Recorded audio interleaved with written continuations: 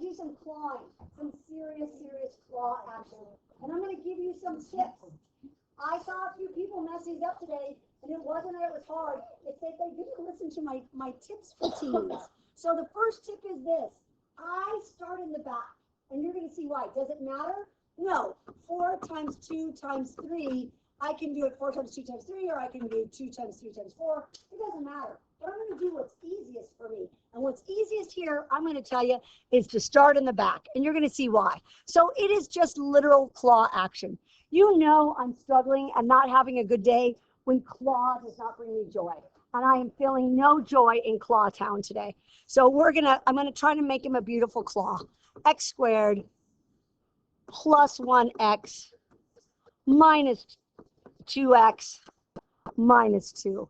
Only a tiny bit of joy with my claw. We're going to clean up that claw, and we're going to make that negative 1x, right? So here's what. We got to do it again.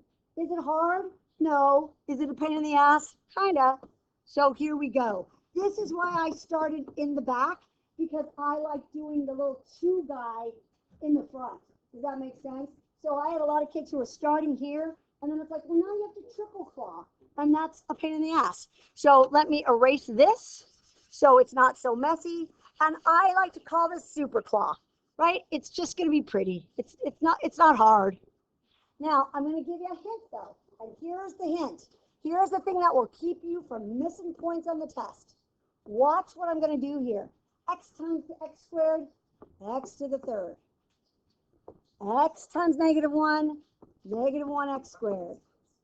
X times negative 2, negative 2x. Everybody cool with that, yeah? Now, what some of you are tempted to do at this point is keep on going and start writing stuff down here. You can, but I'm going to give you a tip. And here comes the tip. The tip says this. Take that 5, negative 5 times x squared gives you negative 5x squared. I'm putting it in this column. Does that make sense, right? Because that way when I do like terms, it's almost done for me. So then I'm going to go negative 5x, or negative 5 times negative 1 is going to be positive 5x. And then finally, negative 5 times negative 2 is positive 10. Look how much easier that is. Everything just goes in a row. X to the third, negative 6x squared, plus 3x, plus 10. Is it hard? Absolutely it is not. But I had at least 4 people tell me my answer key was wrong today, and that's because they went in this direction and stuff got lost, right? So if you go up and down, our brains have an easier time with that. Easy? Yeah? Yeah. We're going to do one a little bit trickier, you know, little layers, baby layers. Baby layers. Ooh, look at this bad boy. It's not scary at all. We're going to make this one so easy. It's going to be easier than the last one. But there's a few things that we want to take care of. Let's start in the back. Hey, dude, you're a negative 6, so you're going to be a positive 6. Yay. Now, the next thing is, I don't want on this one. Hey, Tim, if you guys want to just go to the library, you can. I just don't have the energy to keep having Yeah, I can kind of go to the back. Yeah. Do I have to sign into bingo? You have to sign in the bingo. Yeah, and then just do your phone right there. Okay, so I'm not about to do this thing with fractions. Ew, yuck. No one wants to claw a fraction. So guess what I'm going to do? I'm going to go like this, but then I'm going to think, oh, wait, divide and slide. That's my girl over there. I am going to take this guy and put him here and that guy there. And you know what? It makes it so easy. Now, 0 is actually an answer, and he's our favorite answer. He's just a random old x. And we're not even going to worry about him to the end, and you're going to be like, oh, my God, that's so easy. So with your table mates, can you do me a favor? Could you claw this for me? Can you start right there? A nice, easy, quick claw. Yeah. Huh? Because that deals with this guy, because it's x minus 0. And what is x minus 0? Just x. So we just throw an x on there. Talk to me, Muslim. It's 2 over 3, but I don't want a fraction, so I slide the 3 in the front, right? And then it's nice when I claw it, it's super easy, yeah? But you can do it with a fraction. Ew. That's what I have to say to you. Ew. 3x squared plus 18x minus 2x minus 12. 19x and negative 2x, that's going to be 16x. Now, here's what's cool. I got that x on the outside. What do I do with it? I just give them to everybody. Everyone gets an extra x. And it's so nice. I say to him, you want an extra x? Sure, I'll take an extra x. You want an extra x? Sure, I'll take an extra x. You want an x? You get an x. And that's all I do. Yeah? I know. It's not bad. Later. Looks scary.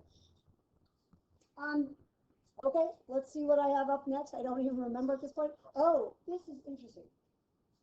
This looks scary, but it's super not. So here's what you need to know. When we have giant polynomials, like to the 10th degree, they can have a lot of different answers. It is possible that you could have a polynomial, you don't have to write this, you can just watch, that looks like this. X minus 3, x minus 3, x minus 3, x minus 3, x plus 7, right? You can have that. That is humanly possible. But we just can't say it's 3 and negative 7. We've got to account for all of those guys. So instead of doing this, 3, 3, 3, 3, negative 7, what we start to do is use the word multiplicity. That means we've used it many times.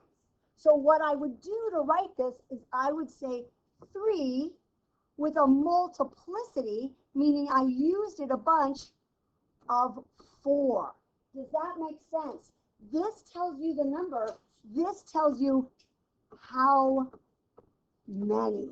Does that make sense?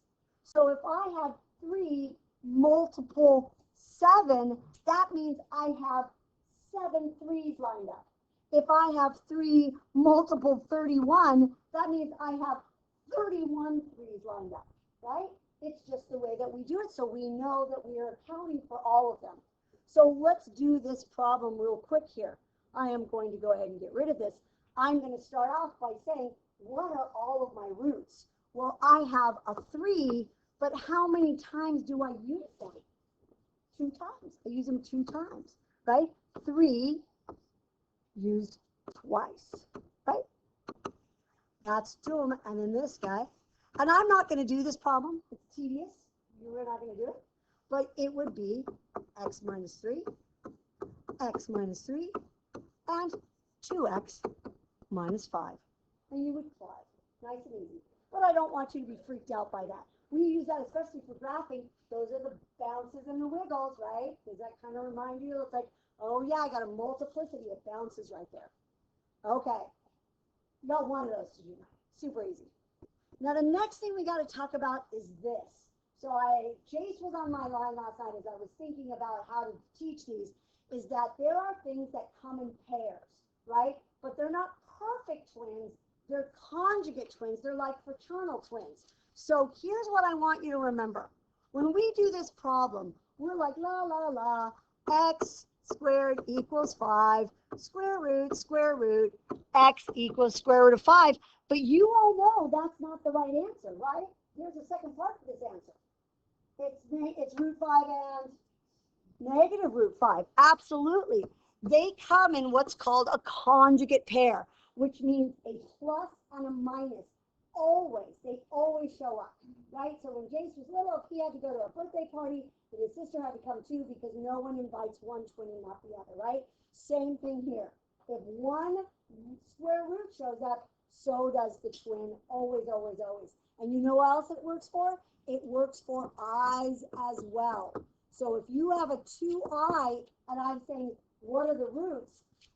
Negative 2i is always there. They always come in conjugate pairs, which are like fraternal twins, right? But I want to remind you of something. Sometimes conjugates are weird looking. Sometimes they look like this.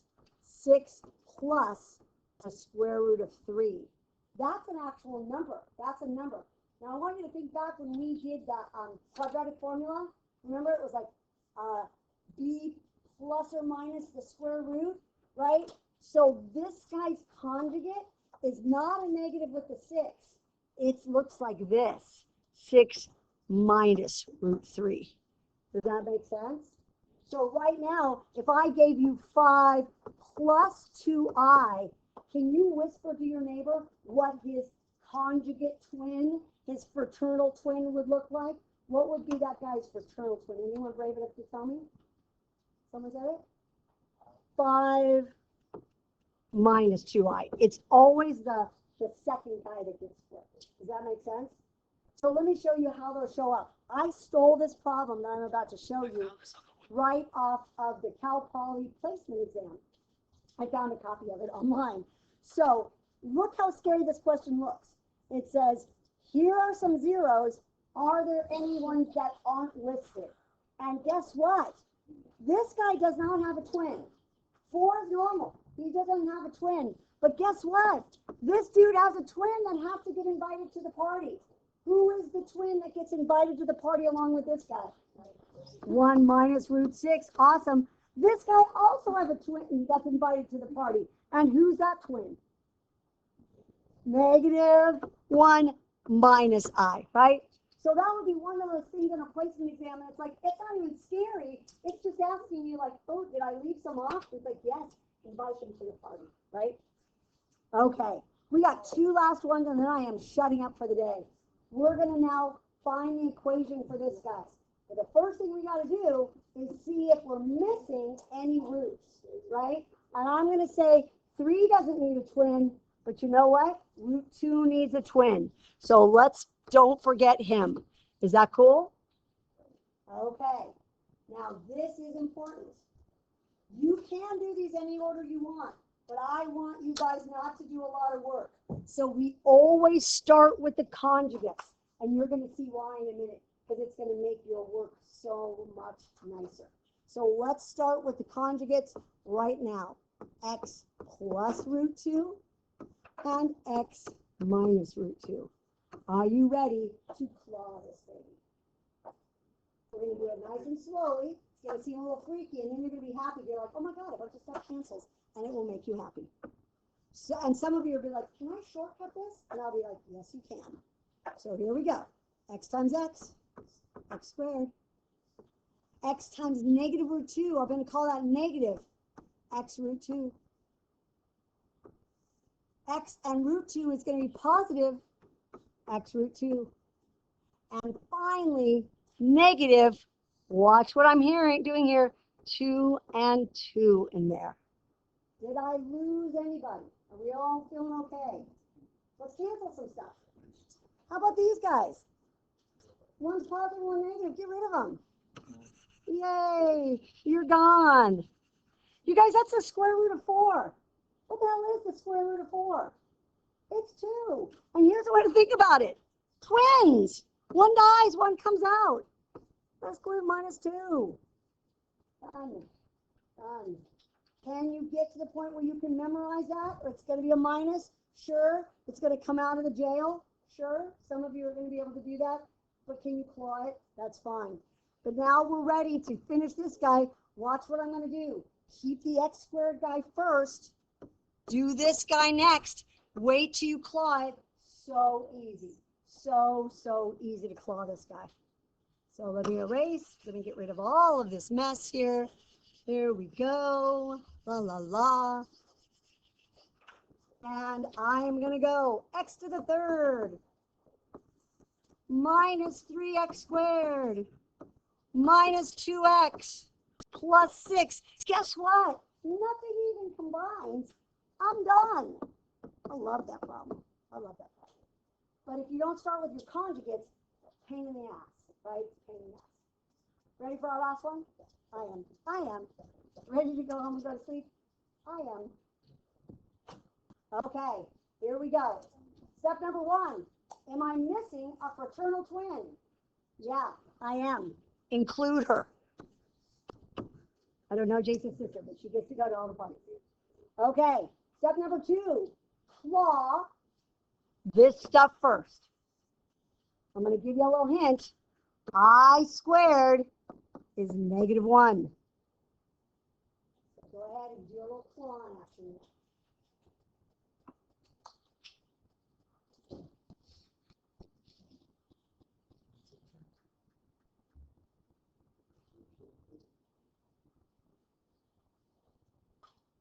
So Justin, I won't know till late. I'll text you about if we can do the starters meeting or something.